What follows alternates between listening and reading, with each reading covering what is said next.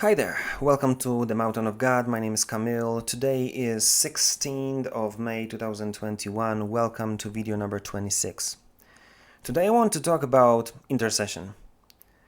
And this is something that it's not really listed as a gift, although it is in my case something in between gifts and the role that you play, just like you can be an evangelist or a teacher or apostle, and it is a gift, it is an anointing, but that there's a role as well. But because this thing is very important and will be much more important in the days to come, I want to talk about it because there's so much to say. Listen, I just finished recording like over 40 minutes about this exactly, but I said it's gonna be too long. I'm not gonna put it on you. If you want, I'm gonna record it and put the link to that video under this video, so just you'll be able to see the whole video. But I want to record just a very simplified version of it. But I love this subject so much, probably that's why it took me so long. But listen, there are a few things you need to understand about intercession. First of all, it's for those who really would love to pray. For those who are spending tons of time in prayer, whether you like it or not, in 99.9% of the cases, you will be taken into praying for someone else as well. I don't see reason why not. And there are a few things that happens here that you have got to understand. First of all, is that you will have to understand that everything that happens, everything that was created by God speaking it to existence. So that's why the same way you're going to change the reality, you're going to help people, you're going to protect people, is by saying that out loud. The God will tell you and give you this feeling in your heart what you're supposed to say and pray for, and you're going to do it. So we're going to do the same thing that God did. Surprise, surprise. Second thing that I want you to know, that if you're an intercessor, you're going to be taken into the Spirit. Because 99% of things will happen in the Spirit first, then in the earth, and in physical world. So that's why most of the intercessors are taken and taking to the journey of being explained how the spiritual world works. And three, because we're taking towards understanding what's going on in the spiritual world, don't be surprised that you're going to be shown complete darkness. Many of the intercessors see some crazy things.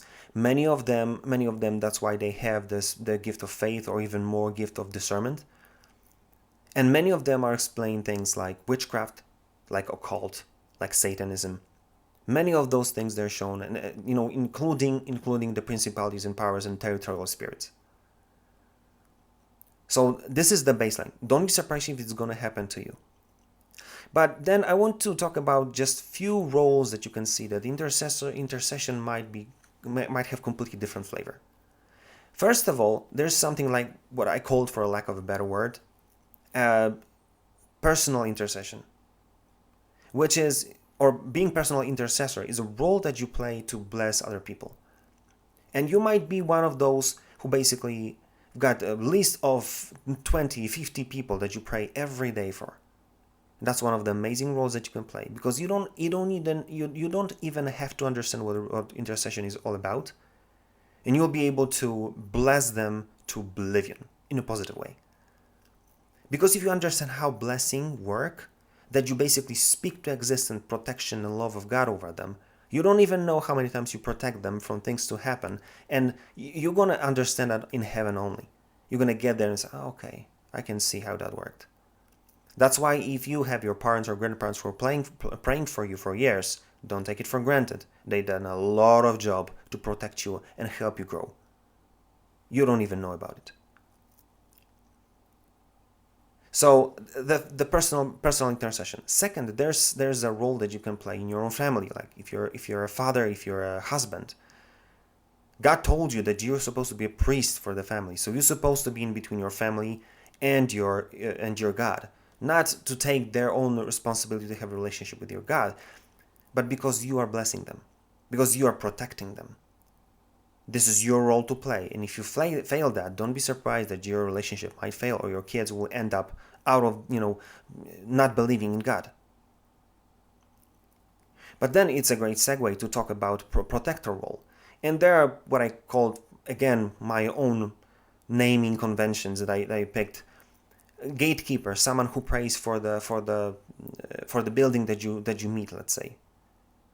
And I had this experience, many years ago, that I start to pray, and I had this I kind of been led to understand this rule, that I can pray for everyone who's coming to the meeting. I can pray for the building itself to be protected. And I had this experience at least a few times. One of them being that I prayed for everyone who's coming, and I was playing that role for some amount of time. And then out of nowhere, when we're praising, there's some people who are prayed on, I basically start feeling that my language is changed from a worship to warfare. And I start to have this very intense battle in the spirit, just using the language, tongues.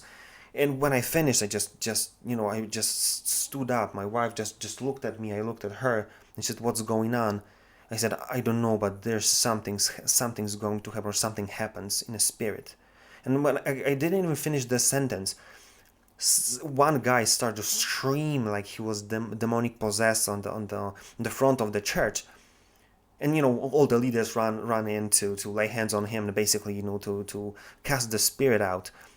But interestingly enough, I understood then that there's a role of protector. There's someone who's going to be hit before something else is going to happen.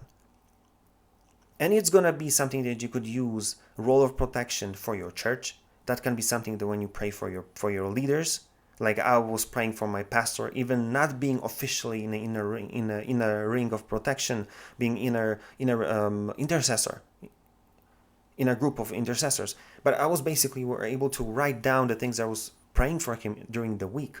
And I would have 100% certainty that he was going to preach about that Sunday. And I had notes about it for months. That how the protection works, and blessing and interceding for someone.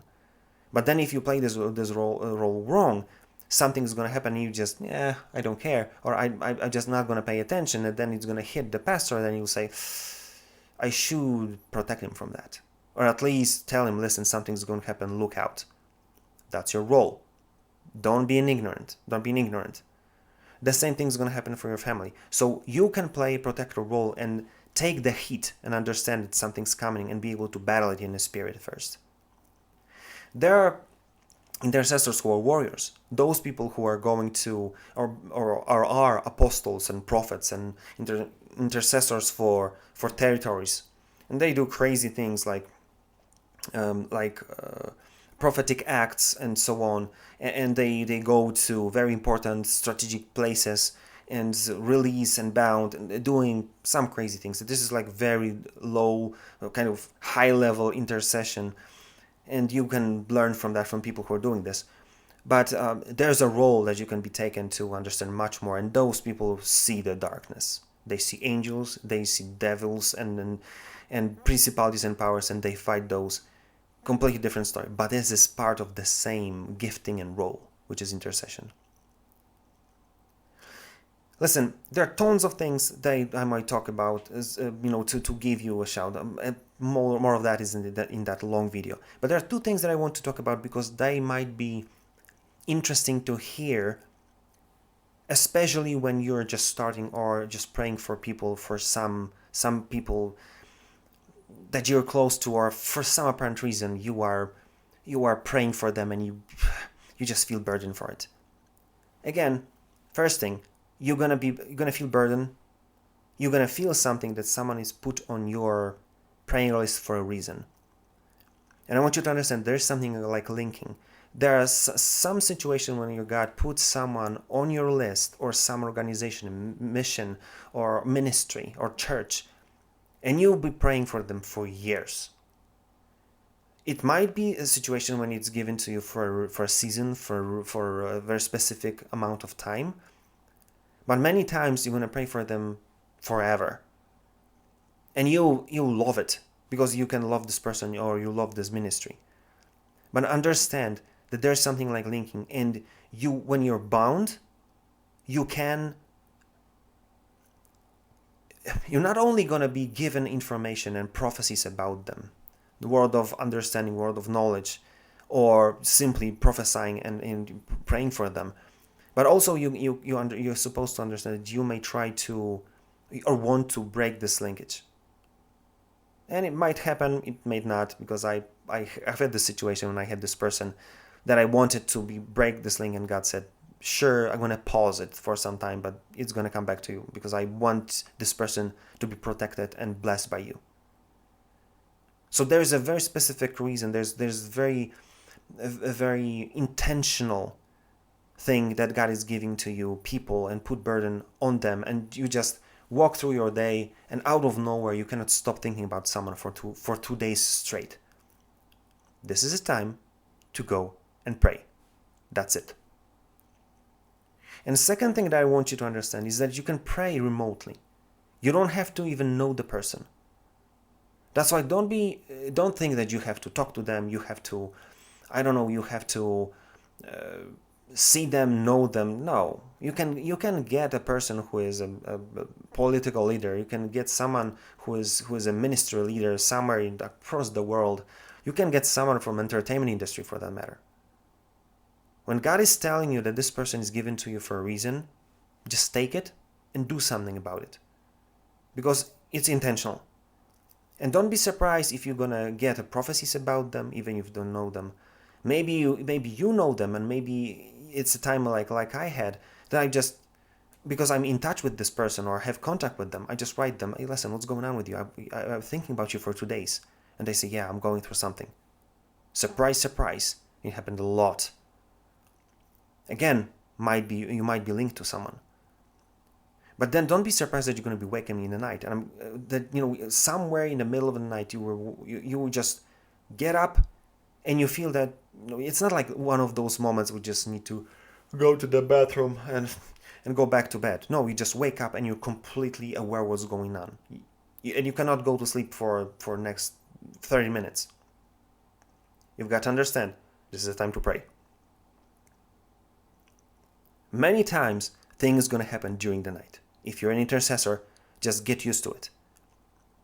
And if you have this situation day after day, just get up from your bed and go to pray. You will not be disappointed. God will tell you a lot of crazy things during that night prayers.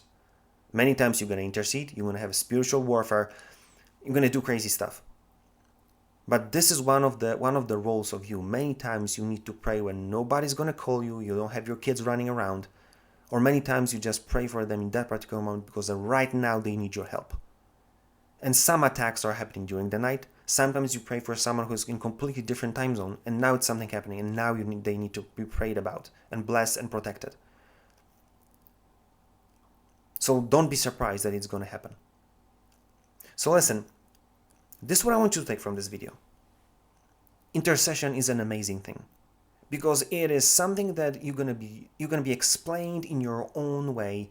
God will show you what kind of role you're supposed to play. Whether you're supposed to bless mass of people, like all people in your church, every of your neighbors, maybe people who you work with, maybe you people that you start really being close to and loving those from unbelievers. Even more, pray for them and tell them about what's happening and have an active role to play in their lives. You might be surprised how fast they will give their life to Jesus. But then maybe you're playing some different role, some like a sniper-ish kind of role for someone that you don't even know. But God put this burden on you, linked you to someone. Just pay attention, because this is a very important role in church to play. Maybe you're going to be taken later on towards like really territorial, apostolic-ish kind of ministry. Not going to be surprising. But during that time, you're going to experience a lot. You're going to be explained a lot about spiritual world, and you're going to probably going to be shown a lot of darkness. Because this is the war against darkness. So don't be surprised, play your role and let your Father teach you. You will be surprised how amazing this ride is going to be. So think about it and do something about it. Because you've got to understand that the intercession is basically cooperating with your Father, like directly, working with Him one-on-one. So that's why it's not only going to be an amazing journey, you want this job. If you like this video, like, share, and comment. If you didn't, share it again, share it as well. And even more, tell me about it. Because I'm fascinated with this subject, and I know that I don't know a lot, probably more than I know and understand. And I would love to see what you experience and what you went through, because I know that I can learn tons from you, from what you experience. And if there's anything you want me to talk about in general, just give me a shout. I'll be glad to do it for you. And that being said, see you tomorrow.